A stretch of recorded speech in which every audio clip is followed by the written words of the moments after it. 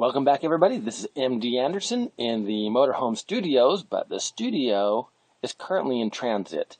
So, as you can see, it's the end of June, and I have been moving the motorhome from one location to another.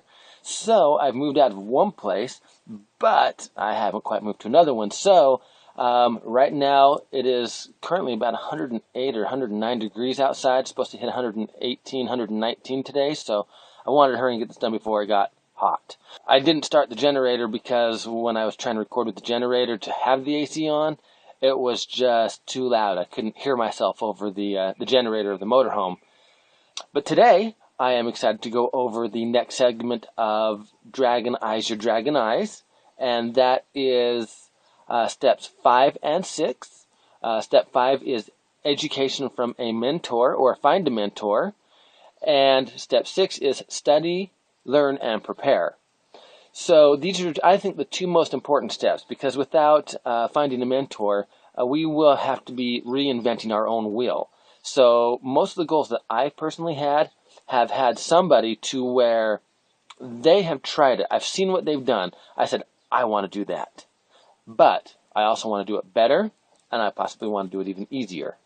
So anybody can be your mentor. It doesn't really matter who they are, what they've accomplished, whether they are people of history or people in your daily life. Everybody can be a mentor to one degree or another, because everybody has a quality that you might be interested in knowing or learning, or they have had an experience in one way or another. It is said that a smart man learns from his mistakes, and an even smarter man learns from somebody else's mistakes. So when you take your goals and you find somebody that can mentor you, an icon of being able to follow their path, you are in a much better position, because now you're not exactly paving your own way. You are following the way of somebody else, but in your own way as well. So when you are looking for a mentor, take the characteristics out of everybody that you can. Because, as I said, everybody has a certain set of good qualities. We also have our setbacks. Every single one of us do. And so that's the other side of learning from other people's mistakes. So without other people, you can't set and define your own and say what might be the best, or what are some pitfalls that I might hit along the way. So if you can, if they are an existing person today, try to interview them. Try to get them to give you advice and find out, what did you find success with and what did you fail with. And just because somebody may not have been successful in something doesn't mean that they can't be a mentor, because quite often people say, yeah, I screwed up on this, and this is what I did wrong, or this is the scenario that altered in the process, making me not successful. A mentor is always somebody good. If you read the Dragon Eyes Your Dragon Eyes book, you will read a lot of quotes. And that's why they are in there, is because they are people of the past who have left us a great legacy or knowledge, information, new things for us to build upon in our today life. So that's why we want the mentors. Plus, when we find a mentor, it will help us define later on in the goal process. Finding your mentor now is very important for one of the last steps in the goal process, so keep that in mind. Step 6, research, study, learn, and prepare. Leonardo da Vinci, who obviously is a big part of the Dragonville series, something he said was, learning never exhausts the mind. And that is true. I love to learn. As I'm doing Frainer, and I'm excited to show you more about Frainer this week too, I downloaded a program called Blender, and that is a 3D animation program. I didn't know a thing about it. I'm not a 3D animator, or a sculptor, or an artist for that fact. I'm just somebody who has a goal, who says, I want to do this. What do I need to do? How am I going to go about doing it? So I get online and I find a couple Blender tutorials, and I watch all these videos.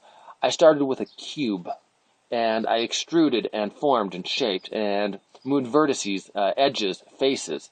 And then I had to color him, which is called materials.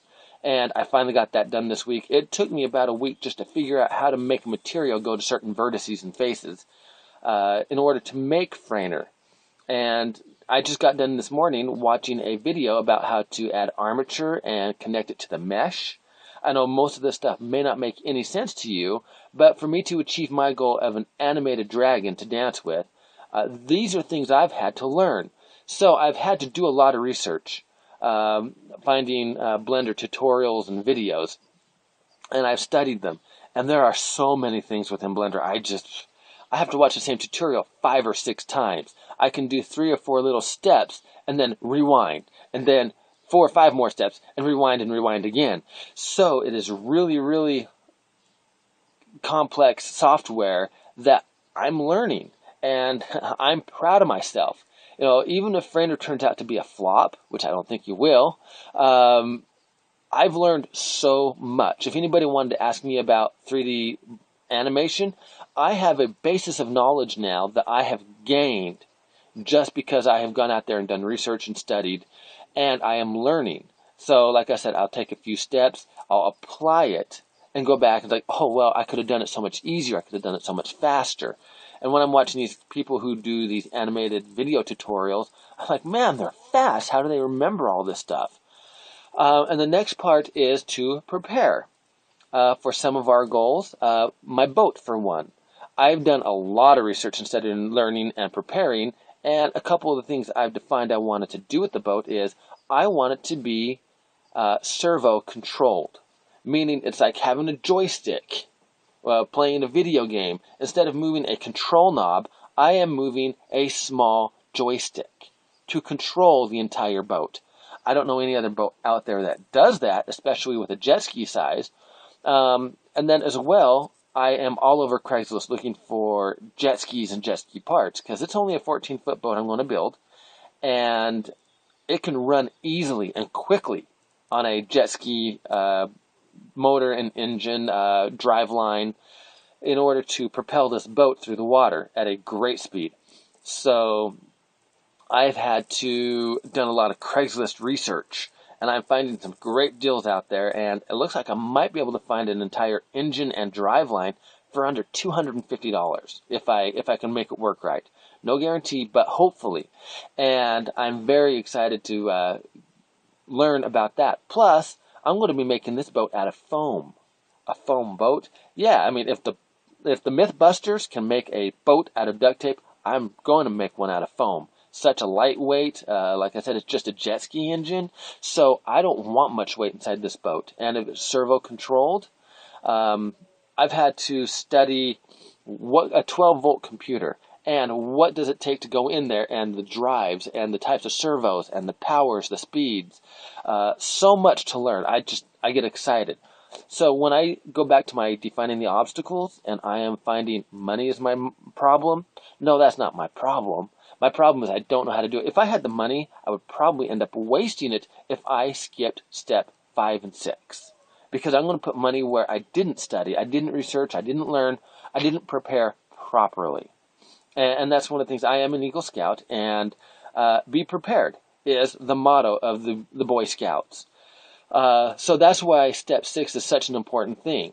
Getting prepared. After I make the foam shell, I'm going to be covering it with fiberglass. If I don't have enough fiberglass resin when I'm making this boat, it is not going to turn out strong or proper.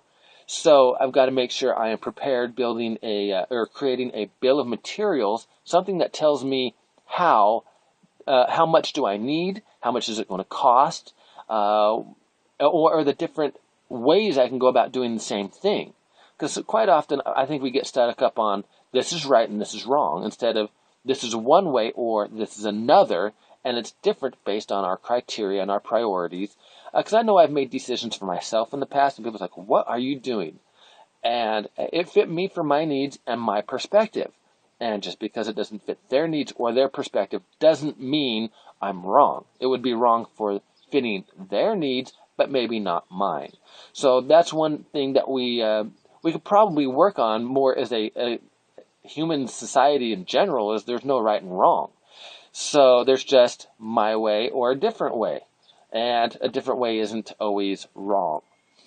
So this week, since we have defined our obstacles the best we can from step 3, now get out there and search the internet.